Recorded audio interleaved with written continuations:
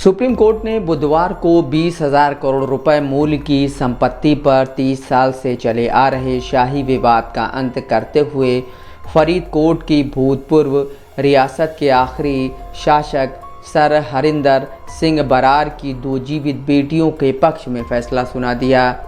भारत के मुख्य न्यायाधीश यू ललित की अगुवाई में एक 3 सदस्यीय बेंच ने इस साल जुलाई में अपना फैसला सुरक्षित रखने के बाद महाराजा की संपत्ति के उत्तराधिकार से जुड़े पंजाब एवं हरियाणा हाईकोर्ट के फैसले को सही ठहरा दिया। कोर्ट ने आगे आदेश देते हुए महाराजा खेवाजी ट्रस्ट को तत्काल रूप से भंग करने का आदेश दे दिया, जो अभी तक शासक की संपत्तियों का प्रबंध करता आ रहा था। फरीदकोट के पूर्व राजा की पंजाब, दिल्ली और हरियाणा समेत कई राज्यों में चल और अचल संपत्ति थी। उनकी प्रमुख संपत्तियों में फरीदकोट का राजमहल और किला मुबारक, एक खैराती अस्पताल और दिल्ली के कोपरनिकस मार्ग पर फरीदकोट हाउस आदि शामिल है। फरीदकोट के तत्कालीन शासक महाराजा हरिंदर सिंह ने 1948 में भारतीय संघ के साथ एक विलय के दस्तावेज पर दस्तखत किए थे।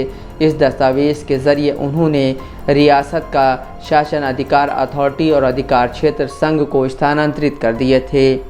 लेकिन महाराजा, जो 3 बेटियों और एक बेटे के पिता थे, अपनी निजी संपत्तियों के पूरी तरह हकदार थे। फिर उन्होंने राजा फरीदकोट स्टेट एक्ट 1848 बनाया, जिसमें ऐलान किया था कि उनकी मौत होने पर उनकी संपत्ति का मालिकाना हक उनके पुरुष उत्तराधिकारी के पास पहुंच जाएगा। लेकिन कानून बनाने के कुछ ही समय बाद महाराजा के इकलौते बेटे टिक्का हरमोहिंदर सिंह की अपनी पत्नी नरिंदर कौर के साथ एक सड़क हादसे में मौत हो गई।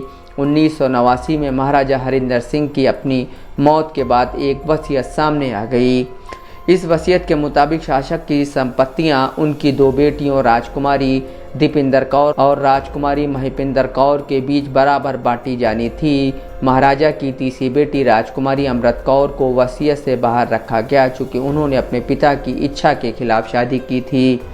इस वसीयत में, जिसे 1952 में लागू किया गया, विशेष रूप से कहा गया था कि महाराजा की संपत्तियों की विरासत माहरवाल खेवाजी ट्रस्ट को दी जाएगी, जिसकी ट्रस्टी अन्य लोगों के अलावा उनकी बेटियों दीपिंदर और महिपिंदर को बनाया था। 1992 में शासक की सबसे बड़ी बेटी अमृत कौर ने चंडीगढ़ जिला न्यायालय में एक याचिका दायर करके इस वसीयत को चुनौती दे दी। उनका तर्क था, उनके पिता कानूनी रूप से अपनी जायदाद को महारवल खेवाजी ट्रस्ट को वसीयत नहीं दे सकते थे, क्योंकि परिवार हिंदू संयुक्त परिवार कानून के दायरे में आता है।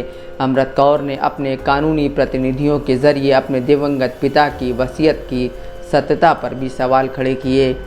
21 साल बाद 2013 में याचिका पर फैसला करते हुए चंडीगढ़ जिला न्यायालय इस निर्णय पर पहुंचा कि 1952 में लागू की गई वसीयत अवैध और निरस्त थी और अमल के लायक नहीं थी। कोर्ट ने फिर विरासत को 2 जीवित बेटियों अमृत और दीपिंदर को दे दिया।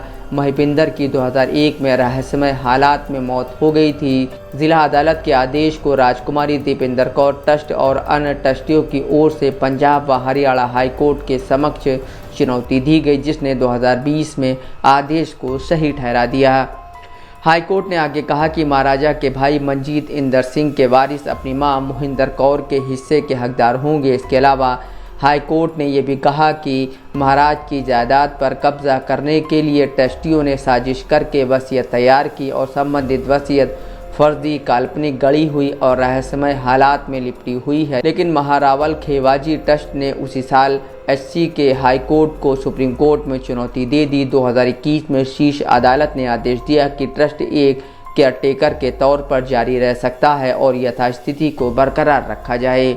राजा फरीदकोट स्टेट एक्ट 1948 का हवाला देते हुए याचिकाकर्ताओं ने सुप्रीम कोर्ट में ज्येष्ठाधिकार नियम का आह्वान किया और तर्क दिया कि महाराजा द्वारा अपने पीछे छोड़ी गई संपत्ति की विरासत उनके पुरुष उत्तराधिकारी उनके भाई कुंवर मंजीत इंदर सिंह और उनके बाद भरत इंदर सिंह को पहुंचनी चाहिए। बुधवार को सुप्रीम कोर्ट ने अपने फैसले में कहा, उच्च न्यायालय समेत नीचे की अदालतें जिन विशेष निष्कर्षों पर पहुंची, उनके मद्देनज़र हमारे विचार में ज्येष्ठाधिकार नियम के लागू होने और उक्त नियम पर आधारित उत्तराधिकार का कोई मामला नहीं बनता। Bureau report, Dastak live news.